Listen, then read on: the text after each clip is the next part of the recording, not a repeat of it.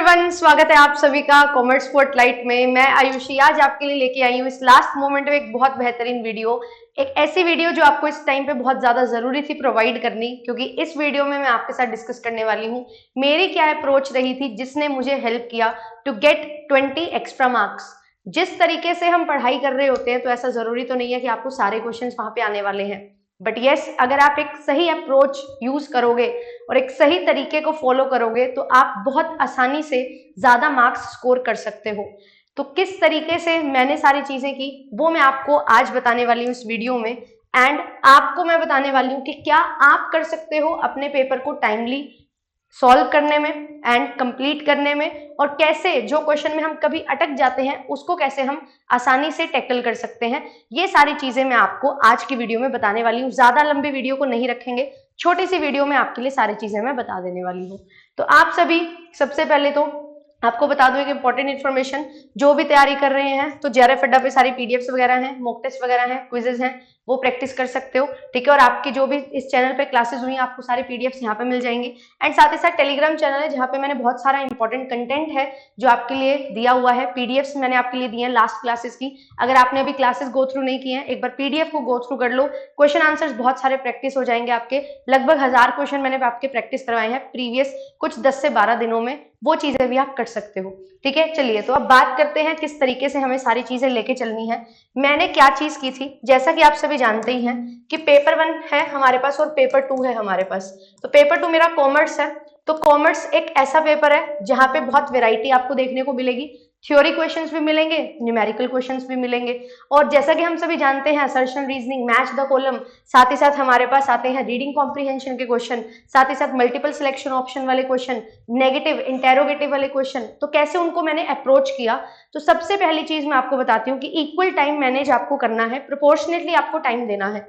Paper 1 में मैंने ये मेक श्योर किया कि मैं 60 मिनट ही लूं, इससे ज्यादा नहीं। पर कैसे उन 60 मिनट्स को मैनेज करना है वो चीज भी बहुत ज्यादा जरूरी है।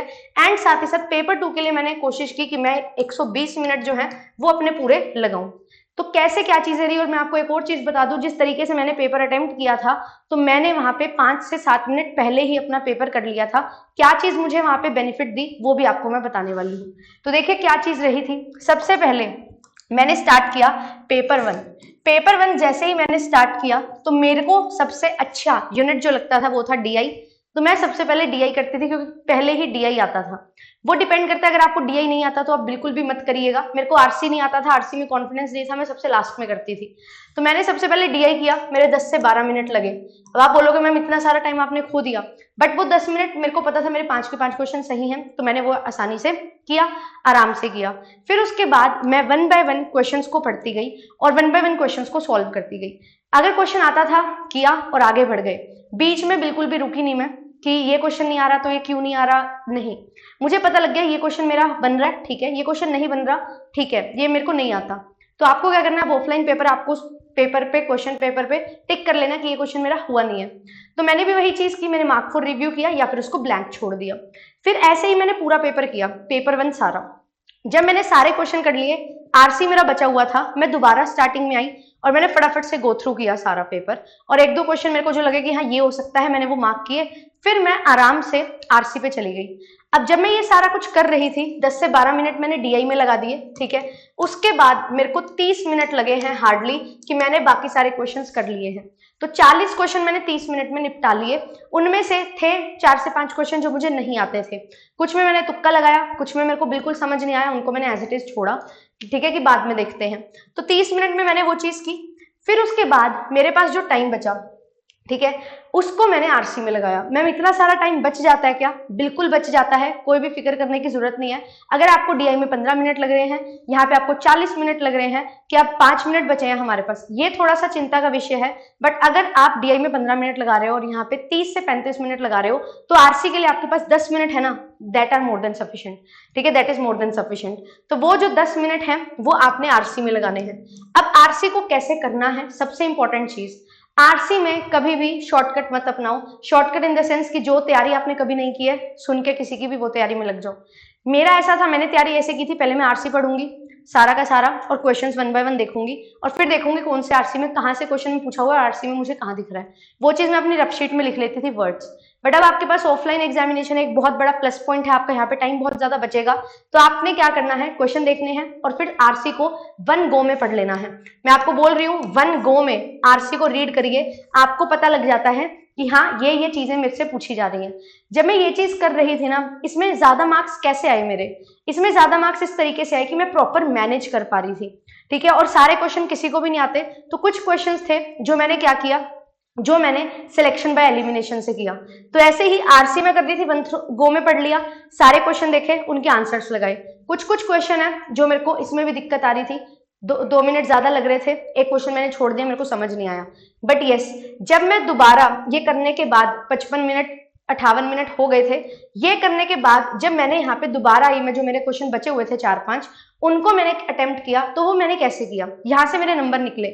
मैंने क्या किया, मैंने सिलेक्शन बाय एलिमिनेशन लगाया कि जो चीज मुझे पता है ये नहीं हो सकती उसको काट दो, जो अब मेरे को ये पता है ये नहीं हो सकता इसका आंसर, तो मैं उसको हटा दूंगी, तो मेरे पास बच जाएगा। मैथ्स का कॉलम में एक क्वेश्चन यहाँ से सही हुआ, ठीक है, फिर साथ ही साथ एक मल्टीपल सिलेक्शन ऑप्शन था वो सही हो गया, जिस वजह से यहाँ पे मेरे पेपर 1 में कॉन्फिडेंस आया। हाँ, पेपर 1 में 1-2 क्वेश्चन थे, स्टिल मैं अटकी रही, उसके कोई दिक्कत नहीं है। आपको ये देखना है कि हाँ आपका जो क्वेश्चन नहीं भी आता था उससे भी आपने कैसे क्वेश्चन निकाल लिया। सिलेक्शन बाय एलिमिनेशन जो है ना, ये टेक्निक बहुत ज्यादा इंपॉर्टेंट है, क्योंकि आप अगर ये जानते हो कि क्या चीज को एलिमिनेट करना है, तो आप बहुत अच्छे से अपने क्वेश्चन को कर पाओगे अटेम्प्ट, और करेक्ट भी कर पाओगे। ये कहानी पेपर 1 की थी, और ये सारी चीजें करते करते मेरे को लगभग 65 मिनट लग गए थे पेपर 1 में। फिर जो 1-2 क्वेश्चन बचे हुए था मैंने छोड़ दिया, मैंने कहा नहीं बस अब नहीं, इससे ज्यादा नहीं, अब मुझे चलना है पेपर 2 की तरफ। फिर मैंने यहाँ पे क्या किया, मैंने पेपर 2 किया। अब मुझे ये चीज क्लियर थी, यहाँ पे 2 आरसी आने वाले हैं, लास्ट में होते हैं, ठीक है। पहले मैंने आरसी देखे नहीं, मैं फर्स्ट क्वेश्चन से ही लगी रही, मैंने कहा टाइम वेस्ट होगा, अभी जाऊंगी 91 क्वेश्चन पे तो लीव इट, तो मैंने वो चीज नहीं की। मैं क्वेश्चन नंबर 1 से शुरू हुई, मेरे को स्टार्टिंग के 5-6 क्वेश्चन नहीं आ रहे थे, मैंने वहां पे टाइम वेस्ट बिल्कुल भी नहीं किया। आपको नहीं आ रहे ना स्टार्टिंग के क्वेश्चन, नो इश्यूज, शायद नहीं आएंगे, शायद हमें आते भी होंगे, पर एग्जामिनर यही कोशिश करता है कि स्टार्टिंग वाले क्वेश्चंस ना आए, सो दैट थोड़ा सा कॉन्फिडेंस नीचे जाए। बट आपको क्या करना है, आपको उनको छोड़ देना है।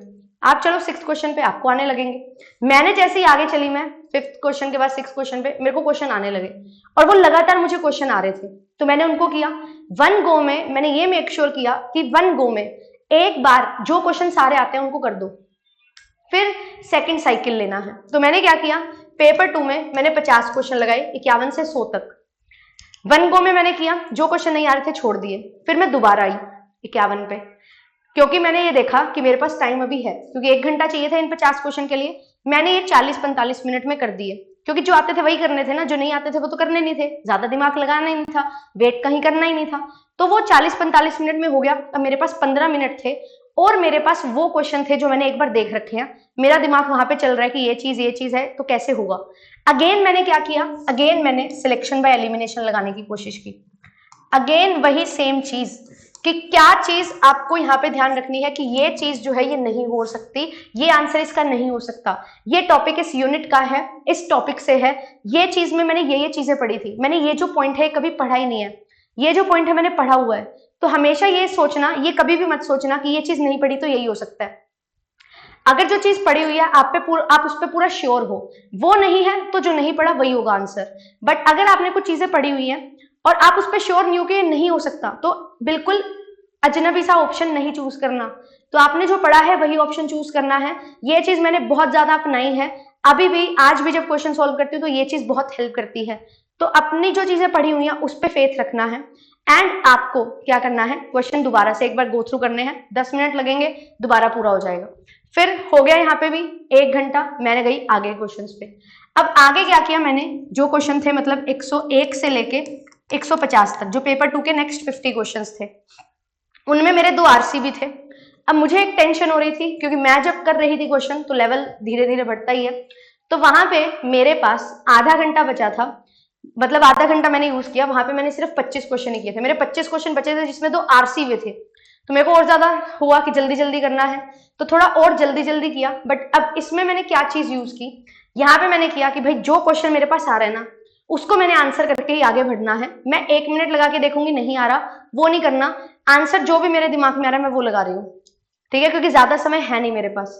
तो जो भी पढ़ा हुआ था उसको देखा, अप्लाई करने की कोशिश की, आधा मिनट लगाया, क्वेश्चन किया, नहीं हो रहा तो छोड़ दिया, बस आगे चले गए, उस पर दोबारा आना नहीं है, ये बात थी, कोई भी ऑप्शन चूज कर दिया। ऐसे करके मैंने 25 क्वेश्चन किए ना, आधा घंटा बचा था, अगले 25 क्वेश्चन पढ़े थे, तो नेक्स्ट 25 में जब आधा घंटा रह गया था, मैंने ये चीज की, क्योंकि मुझे पता है लास्ट के 10 क्वेश्चन आरसी हैं, तो 15 क्वेश्चन मैंने ऐसे निपटाए। मैं क्या, अगर टाइम बच गया फिर देख लूंगी, अभी नहीं। फिर मैं पहुंची 10 मिनट में मैंने वो 15 क्वेश्चन कर दिए, 20 मिनट थे मेरे पास, 2 आरसी थे। एक आरसी में मुझे लगा टाइम 10 से 12 मिनट का। आरसी इजी आया हुआ था, कैसा था, आपको पढ़ना था और उस आरसी में से ही क्वेश्चंस थे, कुछ ज्यादा डेटा वेटा नहीं था, बहुत सारा अलग कुछ नहीं था, उसमें लगे 10-12 मिनट, ठीक है। अब मेरे पास कितने मिनट हैं, मेरे पास अभी 10-1 मिनट ही हैं और मेरा एक आरसी बचा हुआ है। फिर मैंने देखा कि वो आरसी जो था न्यूमेरिकल था, हमारा मार्जिनल कॉस्टिंग से आरसी आया हुआ था, अच्छे से आता था, 5 मिनट में 5 क्वेश्चन कर दिए, 10 मिनट मेरे फिर वो बच गए। अब वो जो 10 मिनट बचे हुए थे, उसमें मैंने क्या किया, उसमें मैंने पूरा पेपर गो थ्रू कर लिया, ठीक है, क्योंकि 5 मिनट में हो गए थे वो क्वेश्चन, बहुत इजी क्वेश्चन था, पीवी रेशियो वाला क्वेश्चन था, फिक्स्ड कॉस्ट, डिजायर्ड प्रॉफिट पे आप कितनी शेयर, कितना बेचोगे सामान, वो चीजें थी। तो ठीक है, यहाँ पे भी जब मेरे पास न्यूमेरिकल आ रहे थे, तो मैं न्यूमेरिकल को कैसे कर दी थी, किसका थ्योरेटिकल अप्रोच क्या थी, इसकी प्रॉपर्टी कौन सी इससे रिलेटेड थी, फॉर्मूला मेरे को आना चाहिए, वो फॉर्मूला लगाया और आंसर निकल गया। इस तरीके के ही न्यूमेरिकल आपके पास आते हैं। तो ये चीजें मेरे साथ हुई उस पॉइंट ऑफ टाइम पे, एंड जब मेरे को टाइम कम लग रहा था, स्टिल मैंने उसको इस तरीके से मैनेज किया कि मेरे को लास्ट में जो मेरी स्ट्रेंथ थी वो मैंने लास्ट में की, तो मेरे को बहुत कम टाइम मिला, लगा कम टाइम और मेरा टाइम बच गया।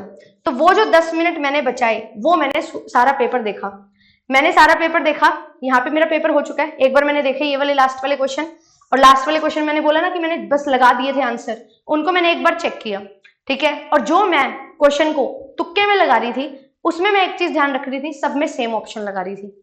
यही चीज आपको करनी है, क्योंकि सभी के सभी क्वेश्चन आपको नहीं आते, बट अगर मेरे पास 10 क्वेश्चन मुझे नहीं आ रहे हैं और मैं 10 क्वेश्चन का सिर्फ एक आंसर लगा के आऊंगी, तो देयर इज अ प्रोबेबिलिटी कि 2 से 3 क्वेश्चन सही हो जाएंगे कम से कम। और अगर मैं अलग अलग लाऊंगी सबका, तो मुझे नहीं पता कौन सा सही होगा। तो इट इज ऑलवेज सजेस्टेड कि आपको क्या करना है, जो भी क्वेश्चन आप छोड़ रहे हो सबका एक आंसर लगाओ। और मैंने भी यही चीज की, जो भी क्वेश्चन मेरे बच गए थे, 10 से 15 क्वेश्चन छूट गए थे जो नहीं आते, बिल्कुल ऑब्वियसली सबको नहीं आता सब कुछ, तो वो क्वेश्चन में मैंने सिर्फ एक आंसर लगाया। पेपर 1 के भी 2 से 3 क्वेश्चन और पेपर 2 के भी 10-12 क्वेश्चन जो थे, उनमें सब में एक आंसर लगा दिया, और फिर उस अकॉर्डिंग अपना पेपर पूरा कर लिया, और 2 मिनट बच भी गए थे लास्ट में, इन्विजिलेटर को सबमिट कर दिया और फिर चले गए, ठीक है। तो ये चीजें हैं जो आपको करनी है। और सबसे इंपॉर्टेंट चीज और सबसे पहली चीज जो मेरे को बहुत ज्यादा हेल्प की, वो सिलेक्शन बाय एलिमिनेशन थी। ये सिलेक्शन बाय एलिमिनेशन मैंने मल्टीपल सिलेक्शन ऑप्शन में भी लगाया कि भाई ये ऑप्शन नहीं आ सकता, इसको हटाओ, ये आएगा ही आएगा, इसको लेके ही चलना है, 1-2 ऑप्शन यहीं से खत्म हो जाते हैं। फिर उसके बाद देखो, ये पॉइंट के बाद ये पॉइंट आ सकता है अगर प्रोसेस वाला क्वेश्चन हो, और इस पॉइंट से पहले ये पॉइंट आएगा, बाद में तो नहीं आएगा, उससे भी मैंने एलिमिनेट किए ऑप्शन, जिससे क्या हुआ, मेरा टाइम कम लगा। अगर मैं ये सोचूं कि ये क्वेश्चन है, इसकी प्रॉपर सीक्वेंस मेरे दिमाग में होनी चाहिए, ऐसा नहीं होता, किसी को भी हर चीज की प्रॉपर सीक्वेंस नहीं आती। तो हम इसी तरीके से इन क्वेश्चंस को लगाते हैं कि ये पॉइंट है, इस पॉइंट के पहले ये पॉइंट हो सकता है या इस पॉइंट के बाद में ये पॉइंट होगा, वो चीज को पकड़ के चलो, एंड ऐसा ऑप्शन ढूंढो जहां पे ये चीज सेटिस्फाई हो रही है, फिर अपने क्वेश्चन को सॉल्व करो और आंसर सही लगाओ। ये चीज आपको बहुत ज्यादा हेल्प करेगी। आपको यही चीज यूज करनी है अपने एग्जामिनेशन में, यही ट्रिक यूज करनी है, और यही सबसे बढ़िया तरीका है अपने क्वेश्चन को सॉल्व करने का। और अब ओएमआर आपको फिल करने हैं, तो मैं आपको एक और चीज सजेस्ट यहाँ पे करूंगी, ओएमआर को साथ साथ फिल करना 10-10, 20-20 क्वेश्चन करने के बाद, सो दैट एक क्वेश्चन के बाद ओएमआर, एक क्वेश्चन के बाद ओएमआर कर रहे हो वो ना हो, ठीक है। आपको स्पेशलाइजेशन मिले, हम पढ़ते हैं ना एक काम बार बार कर रहे हैं तो स्पेशलाइजेशन, तो गोले जब भर रहे होंगे तो गोले भरने की स्पीड बढ़ जाएगी, 10-10 क्वेश्चन के अगर इकट्ठे भरोगे, वही चीज आपको करनी है। और कभी भी एक क्वेश्चन के ऊपर स्टिक नहीं रहो।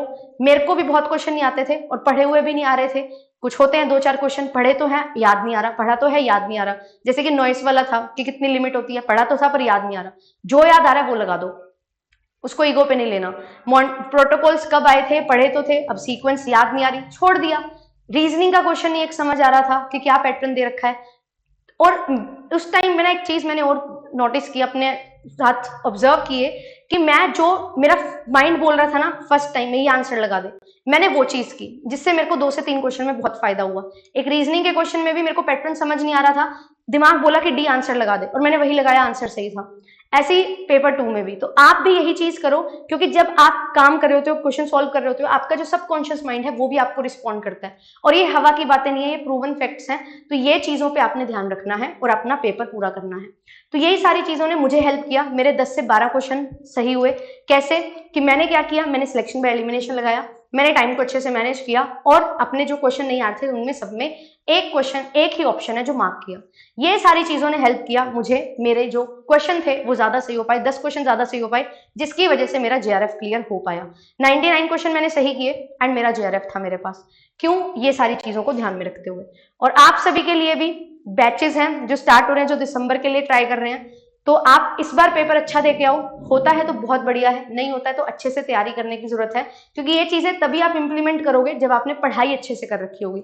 और बैचेज आपके लिए स्टार्ट हो रहे हैं जुलाई से, आप लोग ज्वाइन कर सकते हैं। मैं मिलूंगी आपसे 18 तारीख को, जहां पे हम पूरा एनालिसिस करेंगे एंड आपके लिए कंप्लीट एनालिसिस जो है मैं लेके आने वाली हूँ कॉमर्स का। ठीक है, कंप्लीट एनालाइज करेंगे क्वेश्चन पेपर को।